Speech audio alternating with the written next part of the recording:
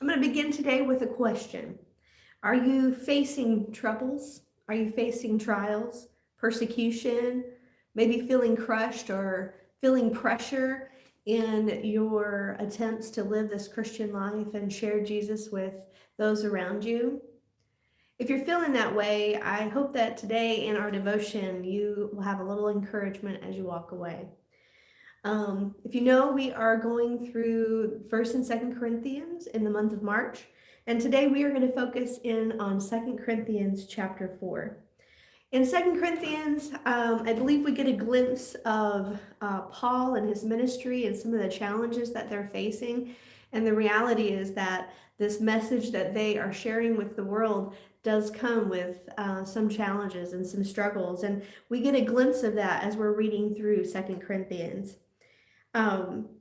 We see in these first 4 chapters that Paul really focuses in on how God is using them, using him, using the believers that are alongside him, and essentially using us to carry this message to the world.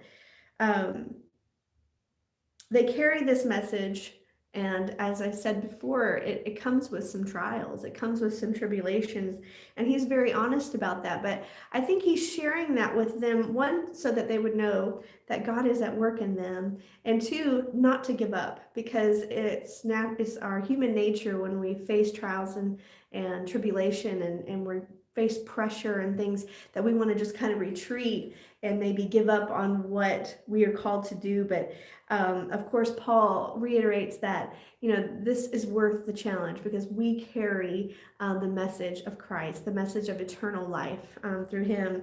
And so in chapter 4, verse 7, Paul uses an illustration of a jar of clay. Let me read it real quick.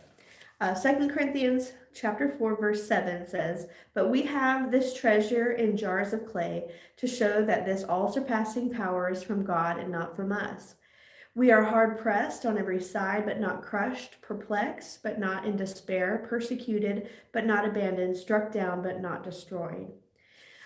When you think of a jar of clay, we all know that if a jar of clay is put under enough pressure, it will break.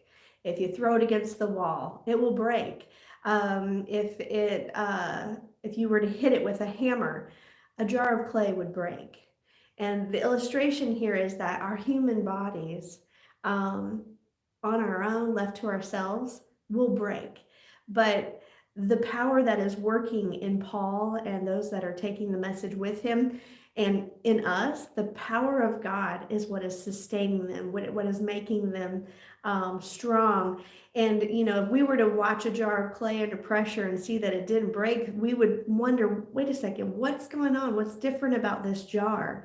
And that's true for Paul in his life, in that he wasn't breaking under this pressure. He was being tortured at times. He was put in prison. People were coming against him.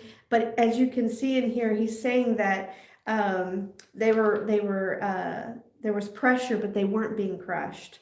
They were being persecuted, but they weren't abandoned.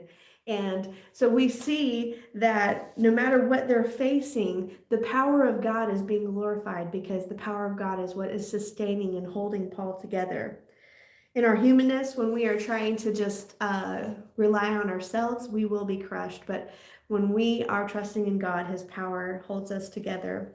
And it's to his glory. Hopefully those that are around us can see the power of God working inside of us. At the end of this chapter, Paul brings some encouragement. Verse 4, verse 17, he says, "For our light and momentary troubles are achieving for us an eternal glory that far outweighs them all. So we fix our eyes not on what is seen, but what is unseen. What is seen is temporary, but what is unseen is eternal." The encouragement here is that when you're facing trials, when you're facing struggles, when you're facing pressure, feeling crushed, focus on what is unseen. And what's unseen is the glory that we will have in eternity in heaven. We need to fix our eyes on Jesus and rely on his power to hold us together. And may the glory of God shine through us and those around us believe in the Son Jesus. So no matter what you face today, continue to fix your eyes on Jesus. Fix your eyes on the power that lives inside of you, because his Spirit comes in power, and that power is living inside of us, and we have access to that. Fix your eyes on him today, not on the trials, not on the challenges that you face. Give those to God and allow him to do a great work in you, and that others may see the power of God working in you, as we saw the power of God working in Paul and those that were taking the message of Christ. So be encouraged today that God is working in you, and he wants to do a great work, and sharing his hope with the world through you. Thanks, and have a great day.